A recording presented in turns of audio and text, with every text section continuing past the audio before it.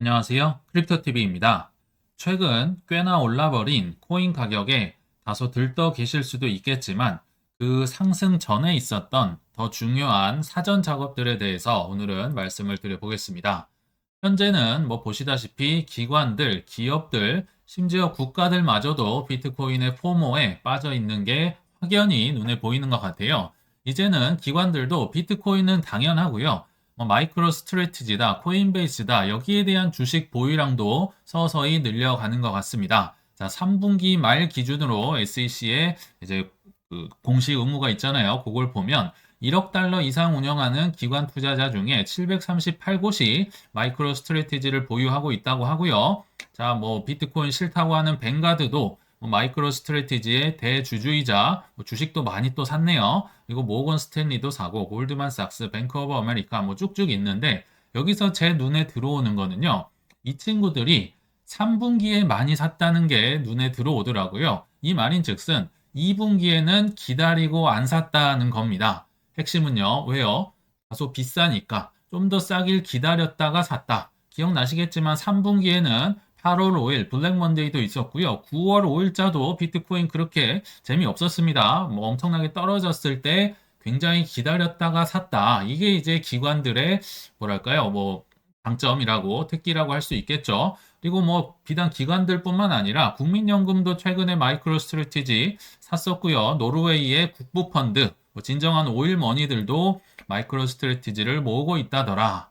이거 블랙락의 이제 비트코인 ETF는 당연히 뭐 필수 뭐 보유 자산 중에 하나고요. 그 중에 보유량 1위 기간은 이제 밀레니엄이라고 합니다. 거의 1조 원이 훨씬 넘는 돈으로 매수를 하고 있다. 뭐 새로운 얘기가 아니죠. 그리고 예전에 한번 소개드렸던 지니어스 그룹, 교육용 AI 기업인데요. 이사회에서 비트코인을 편입 전략으로 남는 걸로 사겠습니다. 발표를 하자마자 아직 사지도 않았는데 주가가 뭐 많이 뛰어서 아마도 마이크로소프트나 이런 다른 기업들에 영향을 끼칠 수도 있겠다 소개를 해드렸고요. 실제로 일주일 정도 뒤에 비트코인을 사기 시작하는 게 뭐 뉴스를 통해 나오고 있네요. 그리고 앞으로는 우리가 정말 듣도 보도 못한 수많은 기업들, 예를 들면 뭐 코스모스 헬스, 제약회사라고 하는데요. 여기서도 포모를 느끼면서 비트와 이더를 매입하고 싶다. 아직 안 했다는 건데요. 하고 싶고 고객들이 원하면 서비스로 결제 서비스도 제공하고 싶다.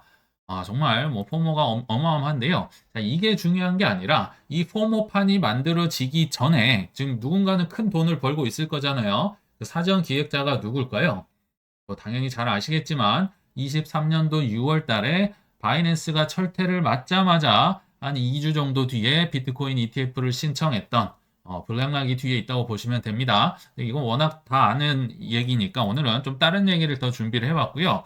그 전에 좀 재미를 위해서, 자, 재미를 위해 중간부록 하나 마련했습니다. 큰 세력들 말고요. 그냥 잔잔바리 세력들이 돈을 버는 방법을 제가 뭐 한 60에서 70% 정도 제가 2017년부터 근 3년, 4년 단타에 굉장히 심취해 있어서 그때 발견했던 하나 패턴에 대해서 뭐 그냥 재미로 들어주시면 좋을 것 같습니다. 제가 아카시라는 코인도 좋게 보고 있고 일부 들고는 있는데요. AI 코인으로 분류가 되죠. 근데 들고 있으니까 제가 15분 봉으로 한번 확인을 해봤었는데 갑자기 급등을 막 하는 겁니다. 뭐 30% 넘게 급등이 나와서 알고 보니까 뭐 바이낸스에 선물이 상장돼서 그런 건지는 모르겠지만 막 급등이 나오더라고요. 자, 첫 번째 급등이 나올 때는 보통의 경우는 개미들은 없는 상태로 맞이하는 가능성이 많더라고요. 그러다가 사실 오르면 이제 따라타는 경향이 있겠죠. 자, 여기에 물리는 경우도 있는데 자, 뭐 물렸을 가능성도 있어요. 그러다가 결국 쭉 떨어지겠죠. 그러면 여기 물렸던 분들은 이제 개미 털기를 당하는 거고요. 그리고 혹시라도 안 산 분들은요. 자, 요때 이제 기다렸다가 떨어지면 사야지 했는데 막상 떨어지면 또 자신감이 없어져요. 요만큼 하고 오를 줄을 모른다는 거죠. 그래서 떨어지면 사야지 하셨던 분들도 결국은 못 사다가 이렇게 두 번째로 점프를 할 때, 2차 급등을 할 때 결국 개미가 굉장히 많이 물리는 경향이 있더라. 제가 이거를, 그러니까 쌍봉 패턴이 이제 잔챙이 세력들이 이거 패턴을 많이 이용해서 이때 많은 개미들을 물리게 한다는, 그걸 제가 좀 단타를 예전에 많이 칠 때 발견을 했거든요. 이때는 잘 안 물립니다. 이때 어마어마하게 물리더라. 이때는 왜냐면 개미들이 그렇게 집중을 하고 있지 않았고요. 이때는 이제 얘 한번 올랐으니까 다들 주목을 하고 있을 때 올리면 물리는데 제가 이거를 말씀드린 이유가요. 단타를 쳐가지고 두 번째 쌍봉 때 먹어야 된다. 이러면 큰일 납니다. 다 망한다. 왜냐면요. 단타는 타고나신 분들이 있고요. 그분들이 수 없는 뭐 폴 투더 존스나 드래켄 밀러처럼 노력을 하는 사람들이 살아남는 시장입니다. 거의 이거는요. 타고나는 거예요. 제 생각엔 그렇습니다. 자, 이게 단타를 치려고 하는 게 아니라요. 만약에 25년도에 우리가 지정가 매도를 걸어놓고 뭐 기다리고 있다고 하잖아요. 근데 지정가 매도가 다 걸리면 다행인데 안 팔릴 수도 있겠죠. 내 가격에 안 와서. 그래서 유사시에 25년도 유사시에 혹시 한번 쭉 올랐다가 떨어졌다가 다시 올라오면 이때가 좀 팔 수 있는 가능성이 높구나. 한 60에서 70% 정도 이런 패턴이 나오더라 해서 매도 팁으로서 한번 말씀을 드린 거지 너무 심각하게 이걸로 뭐 단타를 치시거나 받아들이시면 안 된다.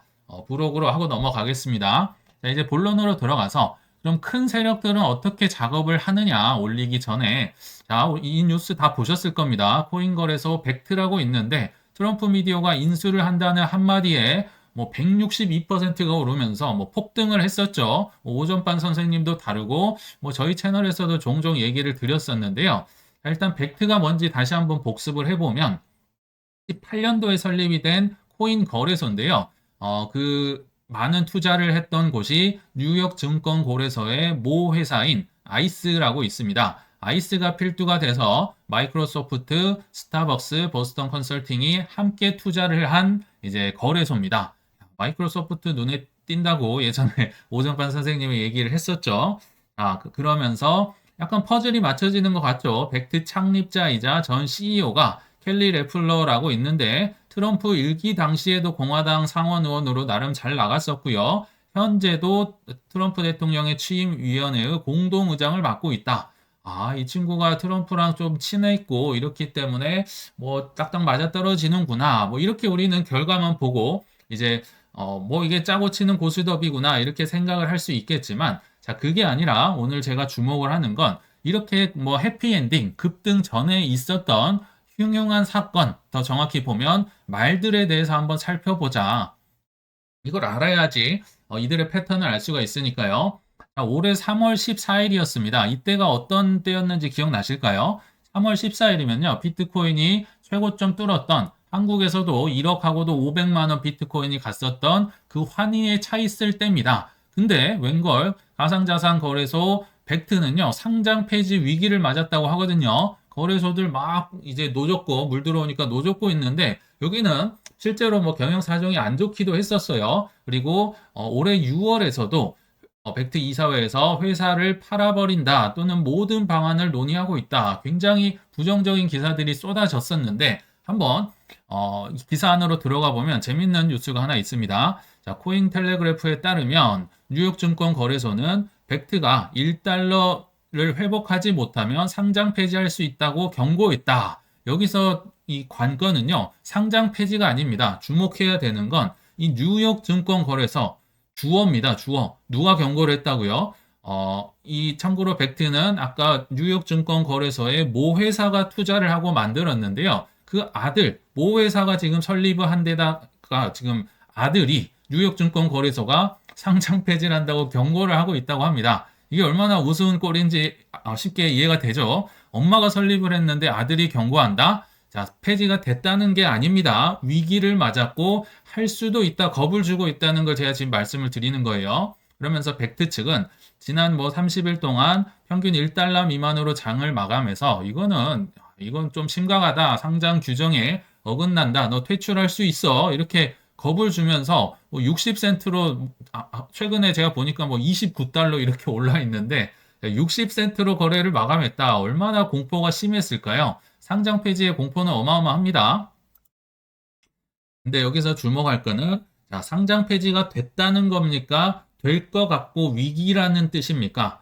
될 것 같다는 겁니다. 실제로 됐다고 하면 희망이 없는데요. 이렇게 언론 플레이를 통해서 뭐 경영 사정도 어려울 때 아픈 데를 툭툭 건드리면 뭐 벡트 사는 사람 있을까요? 다 도망치고 떠난다. 그리고 아까 뭐 트럼프 미디어가 인수를 했다고 했습니까? 한대라고 했습니까? 앞으로 가서 기사 보시면 아시겠지만 인수한대입니다. 검토를 한다는 뜻이고요. 이게 참 재밌는 게 이 말인즉슨 인수한대라고 했다가 뒤집을 수도 있는 거예요. 162% 올랐다면서요. 아, 그거 지금 생각해보니까 안 될 것 같은데 또는 연기하면 좋겠는데 이거 한마디면 다시 훅 떨어집니다. 그래서 이게 굉장히 머리 쓸 것도 많고 그들의 입장에서는 활용할 수 있는 수단이 무궁무진하다. 이 오르기 전에 뭐 여러 가지 옵션을 통해서 개미들을 정말 흔들어 댈 수 있다는 걸 좀 말씀을 드리려고 한 겁니다. 또 하나 사례를 소개해 드려 보겠습니다. 자, 일단 퀴즈를 한번 낼 텐데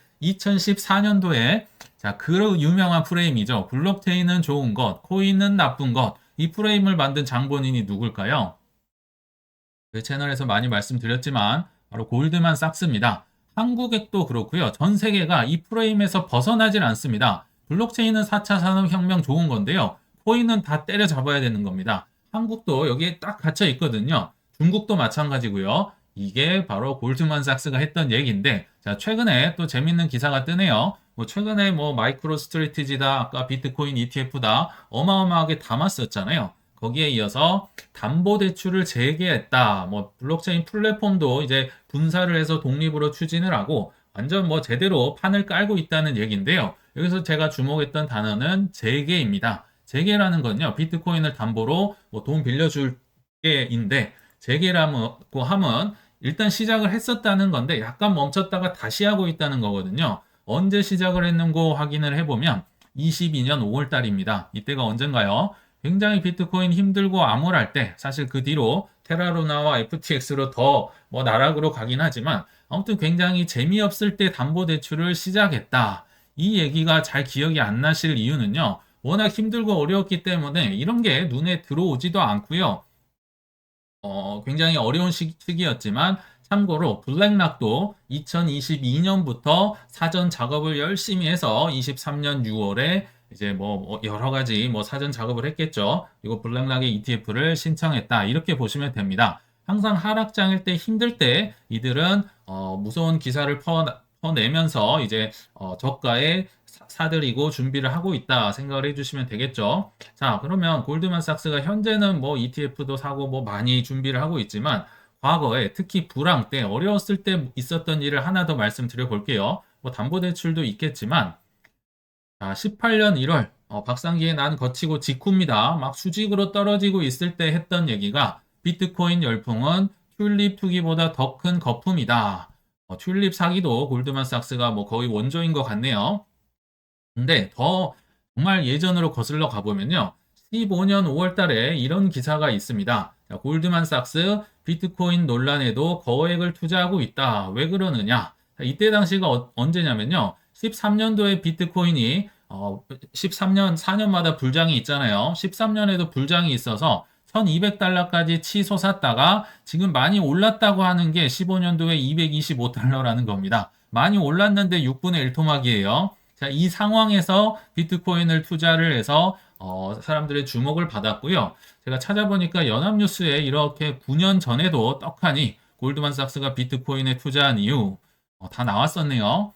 이때 당시 어디에 투자를 했었느냐 보시면요. 골드만삭스가 중국의 벤처 캐피털 IDG 캐피털이라고 있었습니다. 뭐 바이두나 뭐 이런 거 투자 잘해서 돈 많이 번 데인데요. 이 둘이가 힘을 합쳐서 그때 당시 신생기업 서클, 지금은 뭐 다 아는 USDC 만드는 회사죠. 여기에 5천만 불을 투자를 했습니다.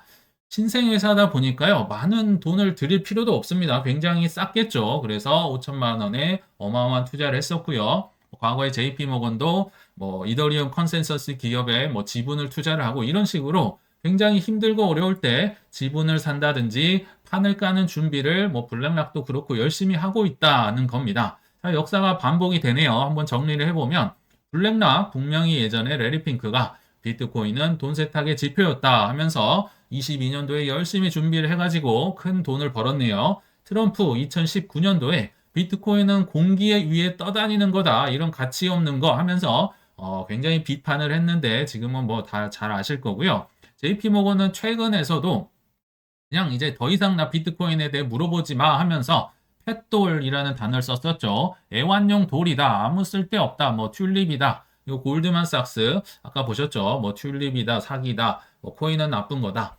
이렇게 하면서 뒤에서는 뭐 JP모건도 열심히 그 비트코인 파는 대리점으로 활동을 하고 있고요. 뭐 골드만삭스도 아까 보셨죠. 역사가 굉장히 반복되고 있다는 겁니다. 그래서 이들의 패턴을 아셔야 되고요.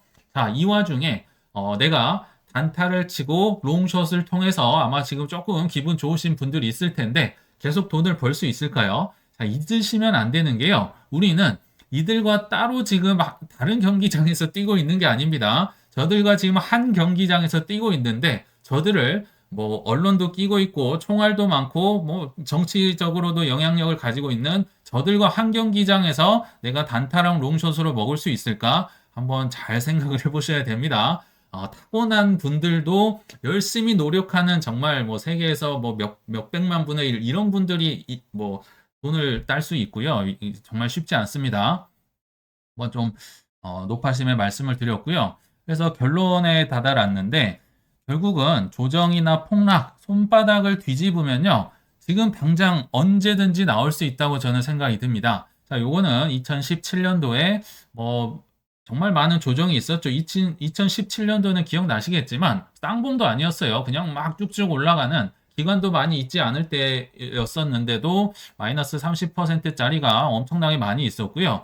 결국 끝나고 나서 70% 넘는 뭐 이때는 한 90% 가까이 폭락이 됐던 기억이 납니다.